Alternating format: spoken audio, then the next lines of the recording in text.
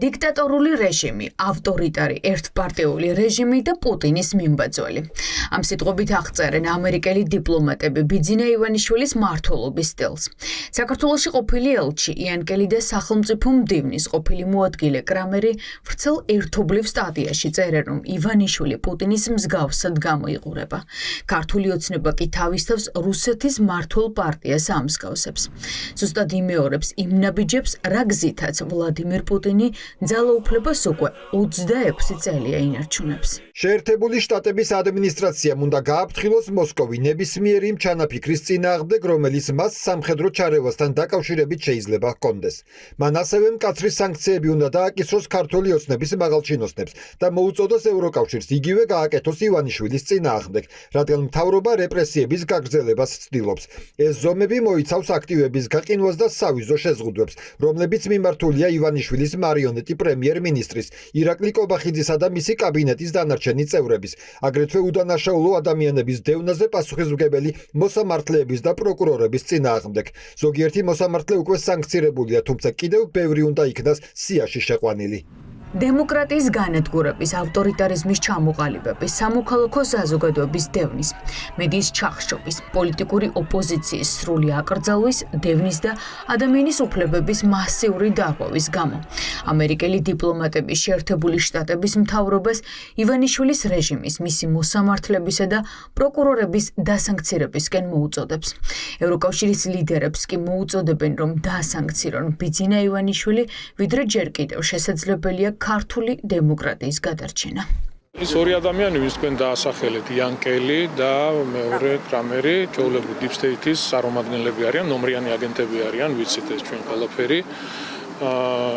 ისინი ემსახურებიან არა ამერიკის სახელმწიფოს, არამედ არაფორმალურ მმართველებს. დღევანდელ ადმინისტრაციას, დღევანდელ პრეზიდენტის ადმინისტრაციას ნამდვილად აქვს იმის შესაძლებლობა, რომ ეს არასამართლიანი დამოკიდებულება, რაც იყო ქართველი ხალხის და ქართული სახელმწიფოს წინააღმდეგ, ძალიან მარტივი გადაწყვეტილებებით გამოასწორა. რუსეთში გამდიდრებული ოლიგარქის ბიძინა ივანიშვილის 14 წლიან მმართველობაზე ვრცელი სტატია იან კელიმ და დევიდ კრამერმა Just Security-ზე გამოაქვეყნეს.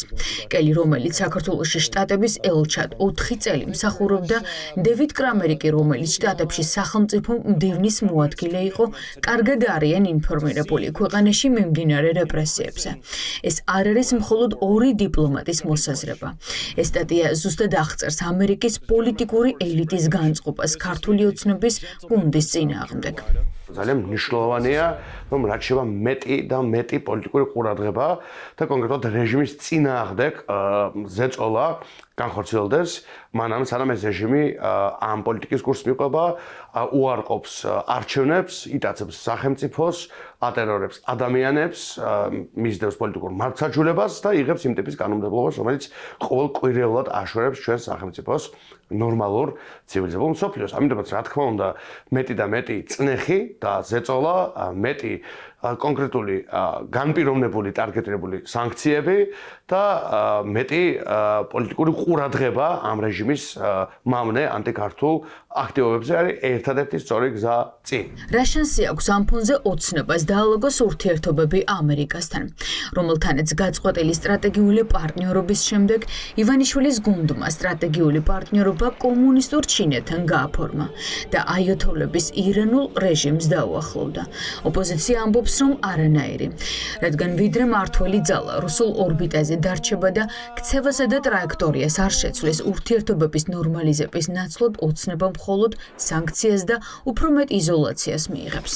იმის საპირწონეთ, რომ ქართულმა ოცნებამ გადადგას დემოკრატიისკენ ნაბიჯები, საპირისპიროდ იქცევა შესაბამისად ეს მსგავსი მოწოდებები, რაც ამ სტატიაში არის მოთხრობილი, ბუნებრივად წარმოიშობა, ვინაიდან ქართული ოცნების ერთი გადადგმული ნაბიჯი ანტიდემოკრატიული სისტემის რეჟიმის ჩამოყალიბების მიმართ იქნება სანქციებში ასახული. ეს ქართულმა ოცნებამ ძალიან კარგად იცის, მათ სანქციების ეშინიათ და მათ სანქციები არ სურთ და ცდილობენ დასავლეთის დისკრედიტაციას და აი ის მცდელობა, რომ თითქოს სანქციებს ჩალისფასი აქვს, რასაც ქართული ოცნება ხშირად იმეორებს, სწორედ აი ამ შიშის არის განპირობებული. მათ მიერ დაწესებული სანქციები, მათ მიერ ოცნებასთან არჩეული პოლიტიკა უნდა იყოს იმდანად მწვავე, რომ ოცნებამ ვეღარ შეძლოს ქართული ხალხის მოტყუება და ასე ვთქვათ, იმედის მიცემა, რომ თურმე ისინი მათ შესწევთ უნარი და რესურსი, რომ ამერიკასთან გადატვირთონ ურთიერთობები და თუ სანქციები ვინმეს მიმართ უნდა დაწესდეს, რა თქმა უნდა, ეს არის პირველ რიგში ოცნების მაღალჩინოსნები. ანუ ის კერძო პირები, ინდივიდები, რომლებიც უშუალოდ და პირადად არიან პასუხისმგებელი საქართველოს დემოკრატიულ უკუსლაზე. იმაზე, რომ დღეს საქართველოს ექცევა სრულ იზოლაციაში. დასავლეთის დემონიზაცია და რუსეთთან დაახლოება საქართველოს ხელისუფლებას მძიმე ფასად დაუჯდება. ამერიკელი დიპლომატები შიშობენ, რომ დასავლეთის პასიურობა და გამოღვიძების დაგვიანება საქართველოს საბოლოოდ გადაისვრის რუსეთის გავლენის სფეროში, რაც დიდი დარტყმა იქნება საქართველოს მოსახლეობისთვის და რეგიონული უსაფრთხოებისთვის.